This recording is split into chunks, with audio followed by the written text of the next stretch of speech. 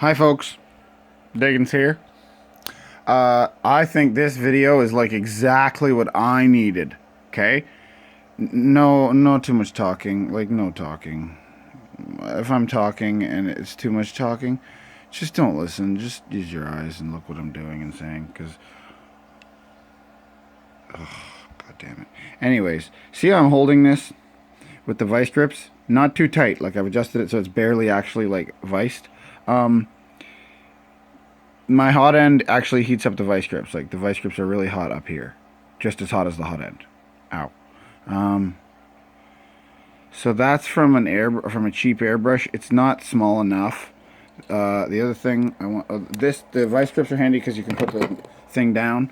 Okay, I was turning the whole hot end and the wires around and around and around and around and around and around and around and around and around and around and around, and it was twisting up the wires, right? So I realized no, this guy that goes from your hot end itself to your extruder, and don't think that just because something comes out that you've done a quote unquote an atomic pull, because as I look after, okay, I see there's a problem right here. See how it's not flat? Yeah, I don't know what that is.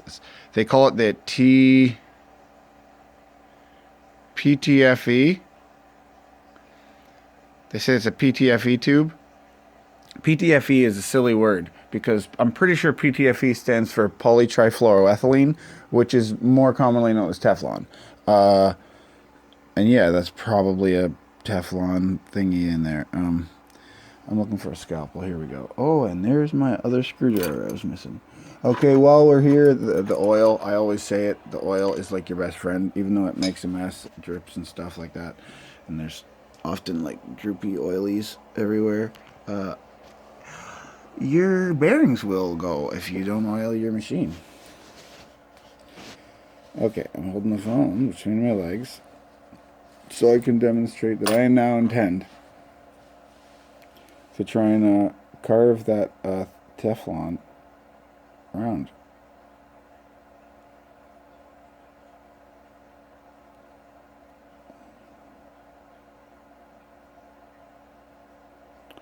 Shouldn't be able to cut Teflon like that with a scalpel, but as you can see, it's much rounder to the eye now already.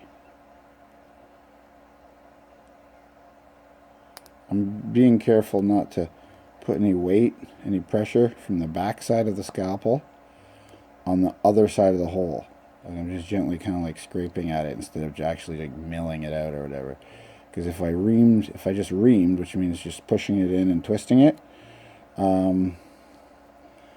I would likely screw things up. Because I would screw up the back side of the hole. So now I'm going to stick this guy in here and ream a little bit. Oh, maybe I should have done this from the start, just only on the one side. Anyways, you can't see, but I'm just blowing through it now. Okay, I don't know if this video is helping, but it's what I needed to see. Okay, the two things I needed to see is I needed to see that this thing comes apart. He turns separately. So you can actually go twist, twist, twist, twist, twist inside of the tube to get him out. If you leave yourself some play with the screw. That's why it's there, I think. Now another thing I guess you'll probably want to see. These scissors are pretty dainty for such a job. Okay, boom, cut.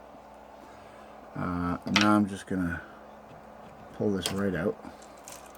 Oh, careful not to let the tension off that, or else you'll have it come loose.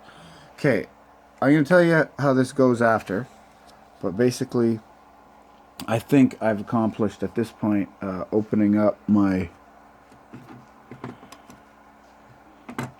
extruder hot end enough to actually clean it out. Yeah, this guy comes off too. I think I'm going to clean him out separately. Where's my other pliers? Oh, hot. Because this is at 209. Oh, 210. Sort of see it. Jesus. There we go.